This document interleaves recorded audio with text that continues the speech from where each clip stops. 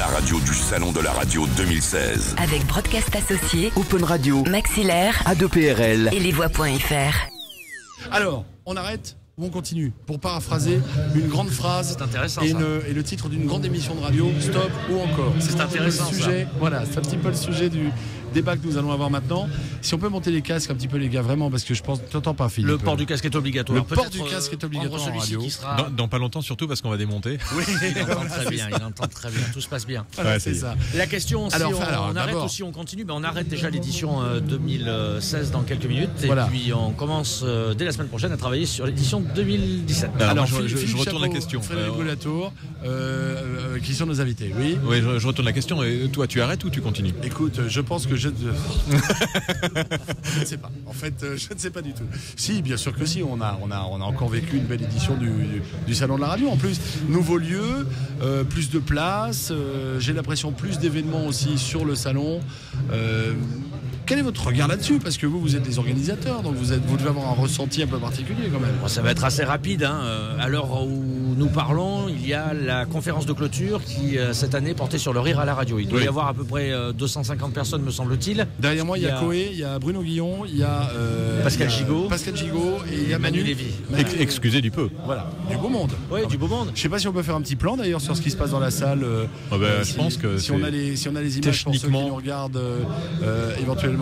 Voilà. Alors là, ça n'est pas l'un des matinales. Modérateur François Keren, de la lettre de la radio. La lettre pro de la radio. Et voilà donc ce qui est en train de se passer. Pascal Gigot, Coé, Manu Lévy, Bruno Guillon qui sont en train de débattre du rire à la radio. Voilà, il y a 250 spectateurs à peu près dans la salle.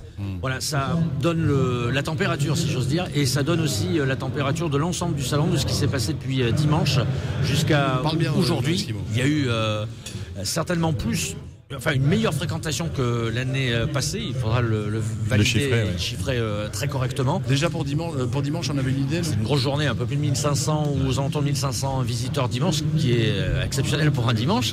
Voilà. Et puis pour le reste, oui, c'est un beau salon. Voilà. Il est toujours mal placé pour répondre à cette question, puisqu'on ne peut pas être jugé parti, c'est certain. Alors je t'ai laissé traîner l'oreille un petit peu et on a discuté un petit peu entre exposants.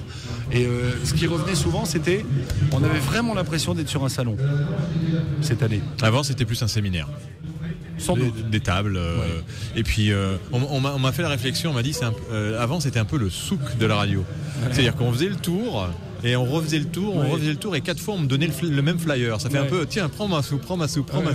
Donc voilà. Mais alors c'est pas que ça fait salon, c'est que c'est la première année, je pense, où nous sommes retournés à un vrai salon. Quand je dis retourner, parce que quand on était dans le cadre du Ciel ou du Satis, c'était aussi un vrai salon, mais c'était pas le nôtre, c'était pas le salon 100% radio.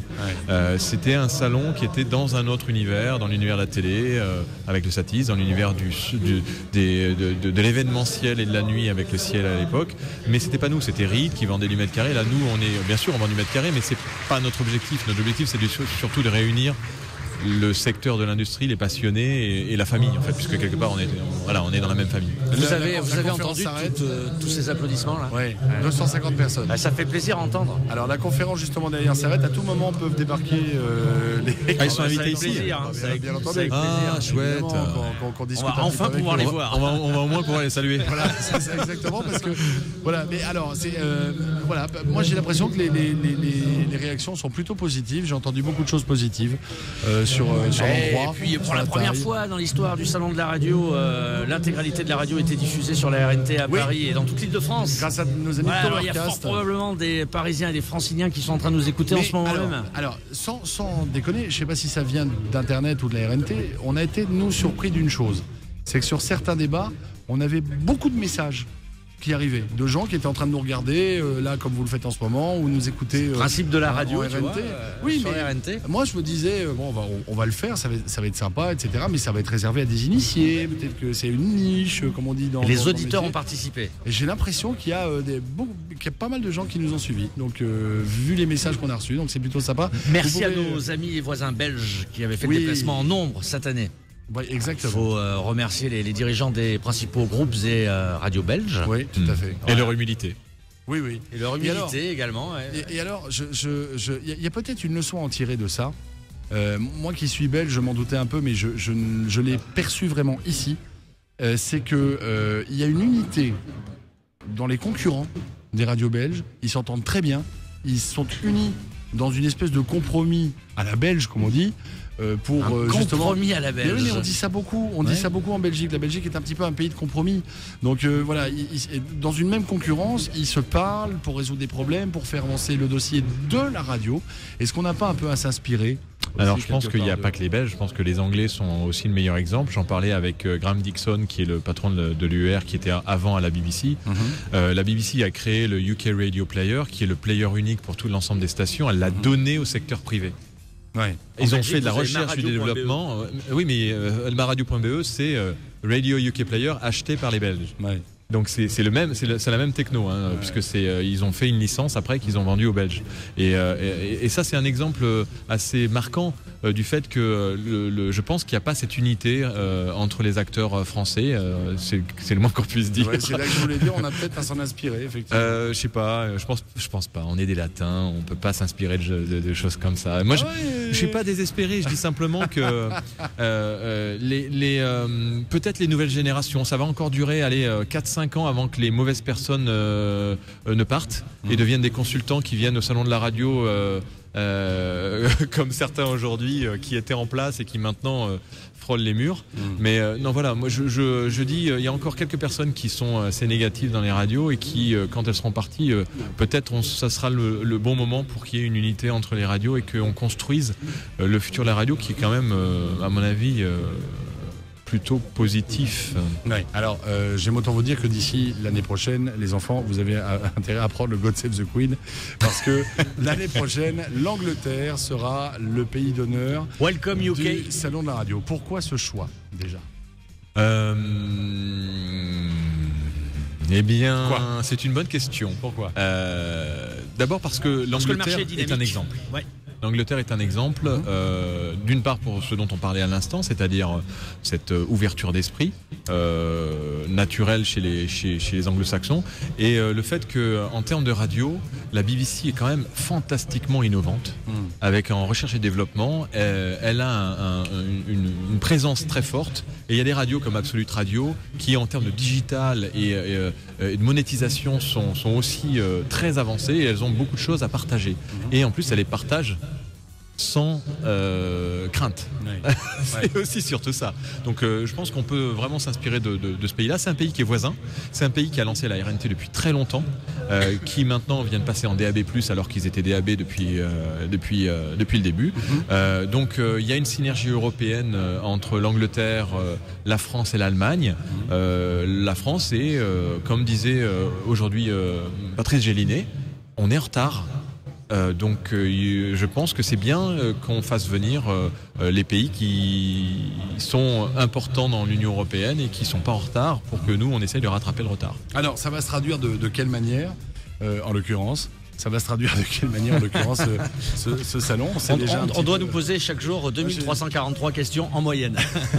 Voilà. Ça va se traduire de quelle façon? On essaie de faire venir nos amis du débat précédent. On nous dit qu'il y a trop de fans et qu'il faut qu'on aille les chercher. Alors, tu veux que j'aille chercher? Oui, alors Philippe, si tu veux nous amener quelques... Je vais discuter avec Frédéric. Allez, d'accord. Discute avec Frédéric. Je suis pas certain que ce soit passionnant, mais je vais essayer de répondre aux questions. Alors, ça va se traduire comment concrètement? Ça va se traduire de la même façon que cette édition 2016, mais avec certaines améliorations. C'est vrai que c'est un galop d'essai, même si c'est pas notre premier salon de la radio qu'on organise. Pour le coup, là, c'était une première édition dans un nouveau lieu, un nouvel espace, etc.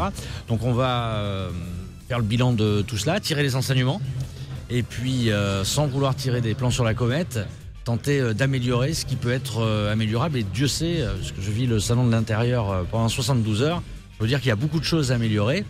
Donc, sont sur ces choses-là qu'on va travailler durant les 11 prochains mois de cette année pour livrer un nouveau salon, encore un peu plus international, placé sous le signe de l'Angleterre, avec beaucoup d'animations, peut-être un peu moins d'ateliers ou de conférences. C'est vrai qu'il y a vraiment... on avance au pas cadencé ici au salon de la radio. Il n'y a pas de place pour le repos, y compris d'ailleurs pour se poser psychologiquement, parce que tout s'enchaîne relativement rapidement. Donc voilà ce que l'on peut préparer pour l'année prochaine. Ensuite, c'est forcément un petit peu trop tôt, mais d'annoncer qu'il y aura une édition 2007. Oui, qu'elle sera placée sous le signe de l'Angleterre. 2017. Pardon, 17, qu'est-ce que j'ai dit 2007. J'ai oublié une décennie.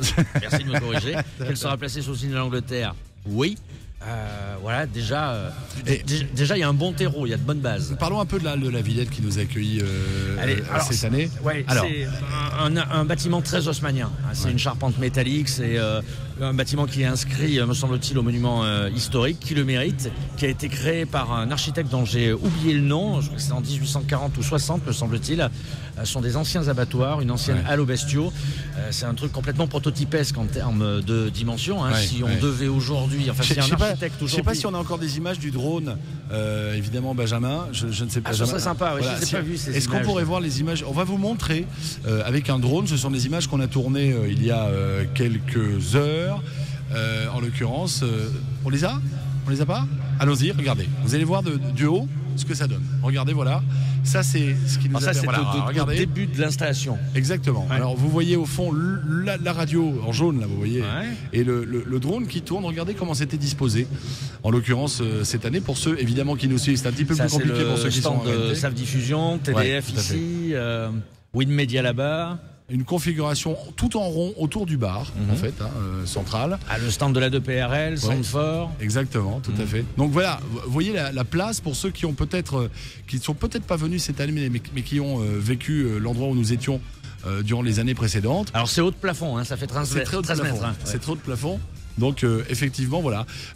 Qu'est-ce qu'on t'a dit dans les couloirs cette année? Quelles ont été les réflexions des gens, des exposants, des visiteurs? Alors, c'est prétentieux de le dire, mais il y a eu beaucoup de bravo. Ouais. Voilà, bravo, c'est bien ce que vous faites pour la radio. Voilà, c'est toujours très encourageant, forcément. On passe d'un état très excitant, très grisant, à ce soir à un nouvel état où tout va s'arrêter et où on va se remettre au boulot pour le site, le magazine. On prépare aussi... nos Radio Days Europe avec Anders Held. Alors que Bruno Guillon fait son entrée sur le plateau de la radio du Salon de la Radio. C'est un grand professionnel, Guillon. Mais bien entendu. En plus de ça, il est sympa. Bruno, tu peux venir t'installer, Bruno, viens. En direct de la Grande Halle de la Villette à Paris jusqu'au 2 février, la radio du Salon de la Radio 2016.